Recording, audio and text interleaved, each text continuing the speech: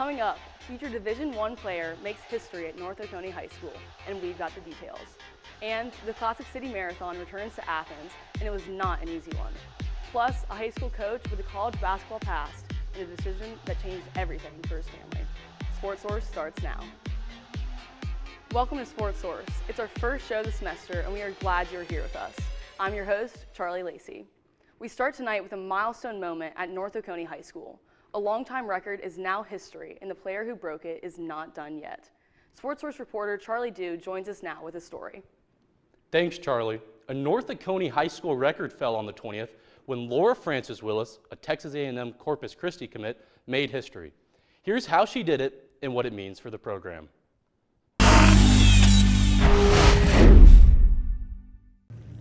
On January 20th, here at North Oconee High School, history was made.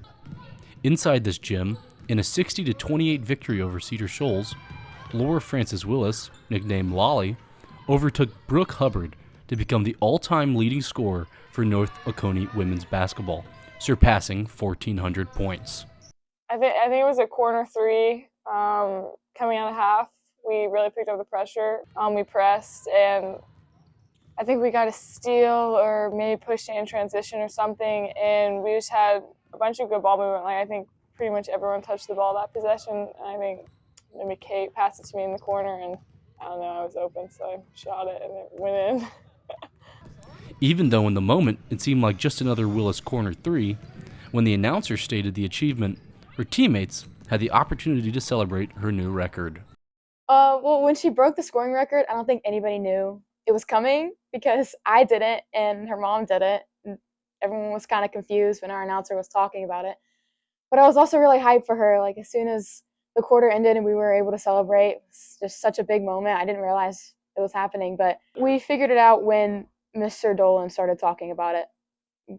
We all had no idea until he started saying it. For Lolly, breaking the record was the realization of a childhood dream.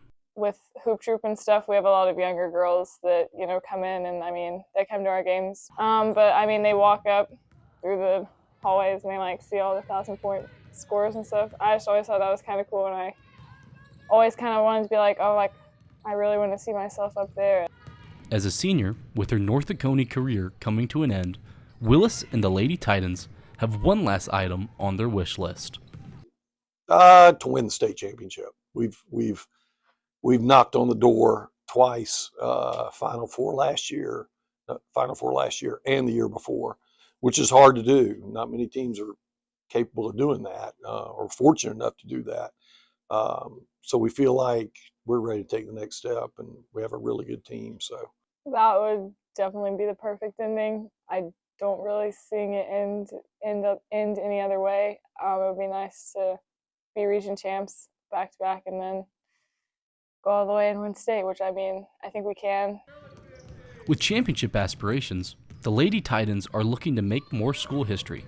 But for now, Laura Frances Willis must settle for an individual school record. Reporting for the Carmichael Sports Media Institute, I'm Charlie Dew. Laura Frances Willis and the Lady Titans will look to finish the season strong, as North Oconee is 16-6 and sitting atop the region with an undefeated 9-0 record.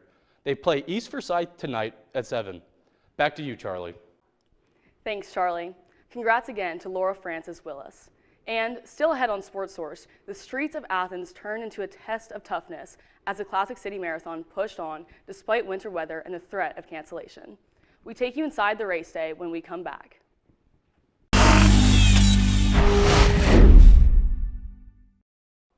Welcome back to Sportsource. This past weekend, the streets of Athens were filled with thousands of runners as the Classic City Marathon returned for its third year. Despite challenging conditions, the race once again showcased the runners' grit and the spirit of the Classic City. So what makes the Classic City Marathon one of the toughest and most meaningful races in the region?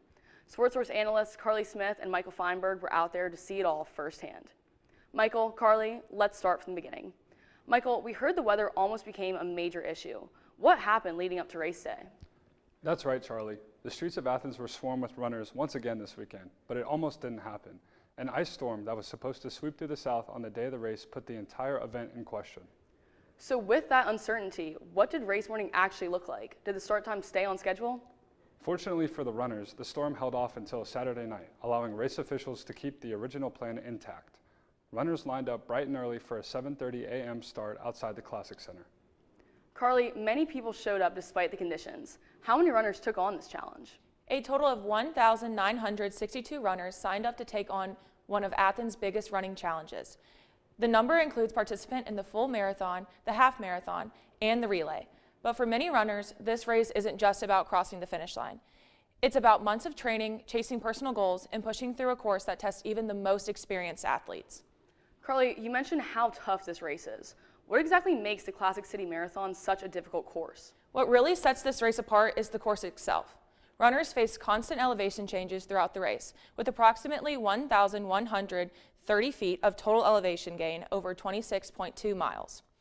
According to the official course description, runners hit a long, gradual incline around mile 13 as they head towards the turnaround point.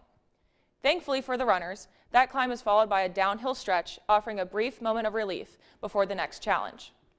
Michael, the race isn't just physically demanding, it's also an experience. What do runners see and feel as they move through Athens? Athens isn't just where the race happens, it's a huge part of the experience. While many runners are local, others travel from out of state to take it all in. The course moves through downtown streets, historic neighborhoods, and even trail sections. As runners move through the city, they're surrounded by Athens' history, culture, and support, allowing them to connect with their identity of the classic city mile after mile. Michael, this race clearly has an impact beyond just race day. How does the marathon give back to the community? The Classic City Marathon makes sustainability and community involvement a priority. Reusable cups are used at water stations, compostable wreaths are placed at the finish line, and the medals, which were designed by Clark Central High School senior Cordesia Mitchell, are made from recycled materials. Any clothing left behind on the course that wasn't claimed after the race was donated to local charities. Before we wrap up, I want to get one final thought from each of you. Michael, what stood out to you the most? At its core, the Classic City Marathon is more than just 26.2 miles. It's about resilience from the runners, the city, and the community that makes the race possible. Carly, any final words? This race highlights the bond between the runners and the city of Athens. Every step tells a story of preparation, perseverance, and pride in the Classic City. Carly, Michael, great work out there. Thank you both for bringing us that look at what makes the Classic City Marathon so special.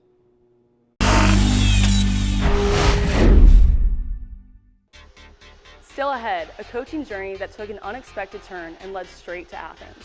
And later, the Georgia Gym Dogs are back home at Stegman Coliseum tonight, looking to bounce back after their first loss of the season. We'll take a look at what changed on the road and what the team is focused on now, and what to watch for when they hit the floor later tonight. Don't go away. Welcome back to Sportsource. Some coaching stories are about wins and losses. This one is about a major life change and a fresh start. Sportsource reporter Brooks Thomason is here with the story of Prince Avenue Christian head coach J.D. Powell. Brooks, take it away. Charlie, for more than 2 decades, J.D. Powell lived the grind of college basketball, moving, recruiting, and chasing success at the highest levels of the game. But one phone call to Athens would change the course of his career and his family's life forever.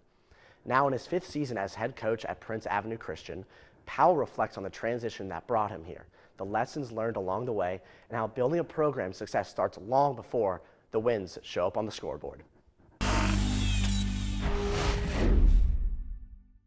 Coach, after 20 years in collegiate hoops, working many different positions, what was the call like to Athens, and what were your emotions right there and then? So it was a unique time for our family. We'd had a ton of success at the College of Charleston, and like college athletics, there's just always a lot of change. So our head coach had taken the head job at Boston College. I did not get the head job at the College of Charleston, and so I had an opportunity to join Tom Crean's staff at the University of Georgia.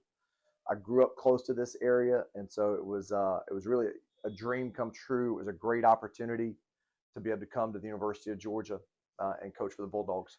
And then you swapped here now with Prince. What were your emotions like? What were the thoughts like of getting the job at Prince? And what was your first reaction to getting that job? So it was really hard. I never thought high school coaching was in my future. But whenever we took the job at the University of Georgia, my wife got a job teaching at Prince Avenue Christian School. And all 3 of our children were here. And one of the things in college coaching is you move a lot. And we had moved a couple of times. We just loved the Athens community. We love the community at Prince for our children. And so 2 days after they fired our staff at Georgia, they offered me a job as well as the assistant athletic director, and took it and haven't looked back. I've really enjoyed it. And you've coached here now, Prince. This is your 5th season. So what have you learned in the half a decade of high school hoops that's different than collegiate hoops?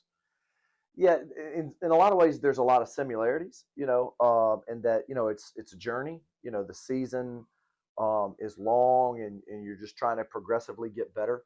The thing that's probably the difference is you're just starting with guys at a younger age. When you're getting a college freshman in the SEC, physically, athletically, they're at a really high level. When you're talking about a high school freshman, many times maturity, they're in a different place.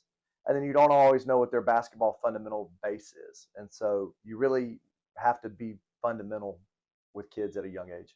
Now that you've built this program for those 5 years, you have made them now a very strong team in the Athens region. How did you do that, and how to instill that camaraderie in this team? I think it goes back to what you said a minute ago. So our group now, we're 8th graders when I arrived.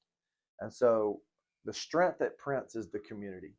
So we've really tried to do everything and include all the way down to our 6th grade basketball players through 12th grade, because we want it to be a developmental program where kids are getting better year after year after year. We don't want them to play for a team. We want them to play for a program. So now, like, for example, my juniors, they've been with us since the 8th grade. They've improved every single year. And so that's where you're starting to see some of the translation to being able to win on the court. Thank you, Coach. Appreciate it, Brooks. Thanks, man. 5 years later, Prince Avenue basketball is no longer just a team. It's a program built on patience, development, and community. For J.D. Powell, the journey hasn't been about replacing what was lost, but embracing what was gained. In Athens, starting over became the foundation for something lasting. Back to you at the desk, Charlie. Brooks, thank you. It's really cool to hear how one decision can lead to something that matters so much to a whole school. After the break, the Gym Dogs are back in segment tonight with something to prove. We check in as they reset after that first loss and get ready to bounce back in front of the home crowd. And later, Georgia Hoops comes down to the wire again, and the fans had plenty to say after that overtime loss to Tennessee. Sportsource returns after the short break. Welcome back to Sportsource. The Georgia Gym Dogs are back in segment tonight, looking to respond after their first loss of the season. Sportsource reporter Ashley Johnson stopped by practice and has a preview of what to watch for. Ashley? Thanks, Charlie. After opening the season undefeated, the Georgia Gym Dogs faced their first setback on the road last Friday at Oklahoma. Now, back home at Stegman Coliseum, Georgia looks to respond, using that loss as motivation as conference play quickly approaches.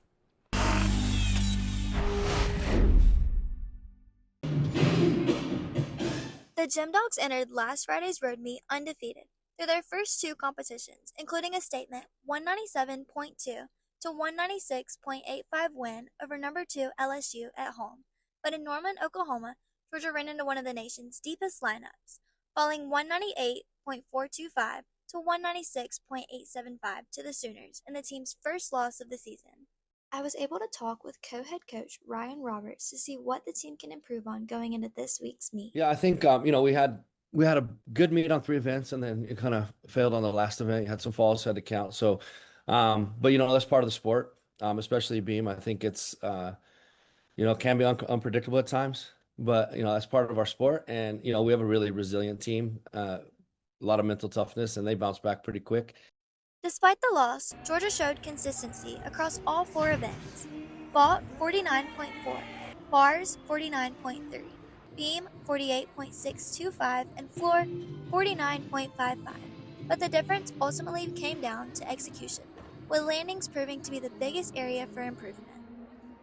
Several routines still flash season-high potential, leaving both coaches and athletes confident that small adjustments can lead to big scores moving forward. From the last meet, I think what we can learn from is definitely working more on the details, just like landings, forms, sticks, and just on beam. I think that was our weakest point. Georgia's only loss this season came against a top-ranked opponent on the road. Now, the Gym Dogs return home with an opportunity to clean up their landings and feed off the energy of a home crowd this Friday night. For this team, the goal isn't dwelling on one loss, but responding to it. using a tough road meet as momentum to start a new winning streak. Reporting for the Carmichael Sports Media Institute, this is Ashley Johnston. Tonight's meet gives the Gym Dogs a chance to reset, refocus, and bounce back in front of their home fans. Georgia returns to Segment Coliseum tonight with the first rotation scheduled for 7 p.m. Ashley, thank you. A big chance for Georgia to respond in front of the home crowd tonight. When Sportsource returns, Georgia and Tennessee needed overtime to settle it, and the Bulldog fans had some very fresh opinions afterward. Our roving Sportsource correspondent, Will Morrison, asked the question everybody's debating right now. Are the Dogs dancing in March or headed for the NIT? Stick around, you will hear what the fans had to say.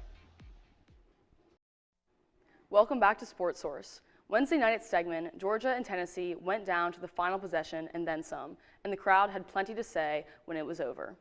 Sportsource reporter Will Morrison was there and asked fans one big question. Are the Bulldogs headed to the NCAA tournament? Will, what did you hear? Charlie, Georgia basketball is right in the mix of its SEC schedule and returned home to Stegeman Coliseum to face off against an unranked Tennessee team on Wednesday night following a loss at Texas. The Bulldogs lost 86-85 in overtime to the Volunteers, and so I interacted with fans immediately following the game to capture their feelings. The question I asked the fans was, is Georgia bound for the NCAA tournament? What I think is next for this team is hopefully Coach Mike White is going to figure it out. We have a really good roster, decent team, and a lot of good recruits and prospects, but I don't know. We just got to be able to close out these games. So hopefully down the stretch, they figure out what's wrong, and I think we'll make it to March Madness. And if we could play some defense, we definitely could make it to the tournament, but based on tonight, it's not looking good. So. And we should make the tournament because we've been to overtime 3 times, which means we can pretty much hang with everybody. We play in the SEC. We've been competitive. We beat Auburn, who is historically known for being pretty good, and we got them. So all these overtimes, if we get the free throws happening and just stuff flowing more efficiently and like more often and not as spotty, I think we got it. So I think we should be in the tournament. We need to prove ourselves after last year. I think we can do it. I think we should make the tournament, but I see a lot of improvement going forward, and I hope for a win on Saturday. Go Dogs. I don't think we're going to make the tournament. I think the Dogs got the chance to make it to a deep run into the tournament. SEC play is very, very tough, but I mean, this February is going to be great. We need to work on rebounding, though. We can score the ball at will, but we need to work on rebounds. As you can see, after another close loss, Georgia fans still believe that this team has a real shot at making the NCAA tournament, but the team will need to clean up a few things down the stretch. ESPN's Joe Lunardi currently has the Bulldogs projected as an 8 seed, but with a little over a month left in the season, there's still time for the team to get better. Georgia returns to the floor this Saturday for a home game against Texas A&M. Back to you at the desk, Charlie.